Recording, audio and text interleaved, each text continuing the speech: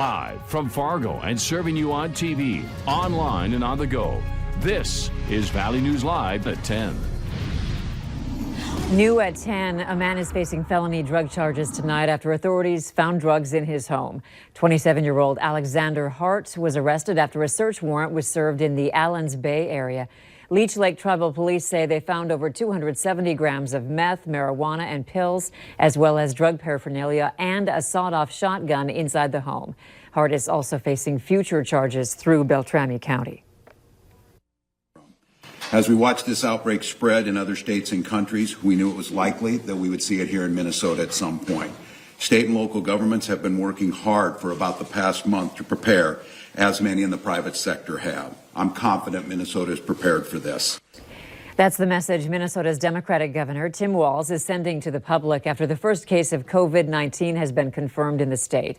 The patient is an older Twin Cities resident who traveled on a cruise ship that had a known coronavirus case. State officials confirmed the person got symptoms last Tuesday. The patient is now in isolation at home and recovering. The Minnesota Department of Health is still waiting on confirmation from the CDC. The numbers of people who have been infected by coronavirus can sound alarming, but there are things we can do, all of us, to protect ourselves and each other. Valley News Team's Alexandra Kay explains. Sam Strout is here from New York Mills, Minnesota. He made the hour-and-a-half drive to spend the evening at the West Acres Mall. He's not lost at the fact that the virus is spreading quickly. If you go to like a mall like this place, I mean, there's tons of people here every day. You never know what could get spread to you through what means. Many of the people I spoke with at the mall were from out of town, showing how many visitors we have and making it a higher chance for germs from out of town to come with them. You can become a carrier yourself and not even know it. So if you think you have it, you should just stay home completely and avoid the entire fact of you might spread it to other people. So how can you help prevent the spread while out and about in public spaces? Dr. Joseph Fair, a virologist and epidemiologist, says using tissues to open and close doors is one way to help keep your skin from contacting any potential virus. At work or any other close proximity space, Fair recommends having sanitizer and tissues close by. And as always, make sure to cover your mouth when sneezing or coughing and immediately dispose of any tissues used. Children don't always follow those rules, so some parents say they are watching what the little ones are touching. I'd probably try to keep more close eye on her, make sure she ain't touching just random things like she likes to. And kids aren't the only ones guilty of touching things they shouldn't, Andrea. One study caught medical students in class touching their faces 23 times per hour on average. This becomes a real health risk. All it takes is for a virus to hit you right on your finger and then slip into the body. So stay mindful of these things. Don't touch your face if your hands are dirty. Stick them in your pockets. And try to refrain from itching that itch near your eye as long as possible. Good tips, though. We all need them, right? Yeah, thank you. In our consumer news, the travel industry is getting hit hard as the coronavirus continues to spread. The Twin Cities-based airline Sun Country is now cutting flights. Sun Country says it plans on reducing the flights between MSP and 14 other places. Minneapolis will only see cuts in the number of flights, but the airline is stopping 3 routes from Portland. Those suspensions will last throughout the summer. Don't expect free food samples during your next Costco run. The company that handles the store's free goodies has confirmed to Business Insider that the practice is on hold over concerns of spreading viruses.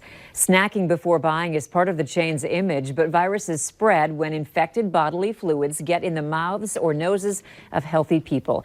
That has some customers worrying that those finger-licking good food samples might be a bad idea right now. A state agency is investigating how a cleaning chemical ended up inside milk that was sold across North Dakota and northwestern Minnesota. Take a look at your screen. Cass Clay Fargo is recalling these 1% low-fat gallon milks with a use-by date of March 19th and a time stamp of 1630 to 1730. Ag inspectors say a sanitizing agent used to sterilize and clean equipment was spilled in the milk. There are a lot of unknowns right now about how much sanitizer was used and the brand. We spoke to 2 people who drank the contaminated milk. They both tell us they bought it over the weekend, and one woman tells us drinking the milk landed her in the emergency room. I couldn't sleep. My heart was racing. and I eventually fell asleep, and then I woke up and my throat and my esophagus were burning. It had sort of a more fruity citrus smell than it should have. I was eating a fruity cereal, so it wasn't apparent immediately, but then we smelled the gallon afterward. Cass Clay Fargo tells us the sanitizer is FDA approved for use in food manufacturing facilities, the chemical is not harmful to people. North Dakota's Secretary of State has received a ballot petition that would ban gerrymandering and would change who gets to draw legislative district lines after the 2020 census. If the measure is approved by voters, it would put the Ethics Commission in charge of drawing those lines. Other states have fought lawsuits over gerrymandering before, but only until recently have some states actually been forced to redraw lines.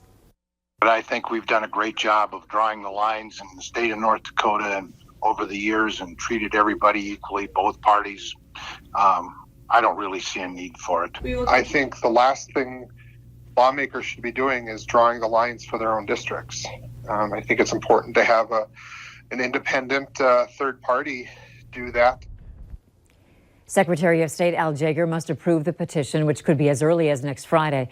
After that, the committee sponsoring the petition has until June 6th to collect nearly 27,000 signatures to get it on the ballot. North Dakota's National Guard is getting ready to prevent scenes like this. Roughly 80 soldiers and airmen are using this week to practice flood response exercises.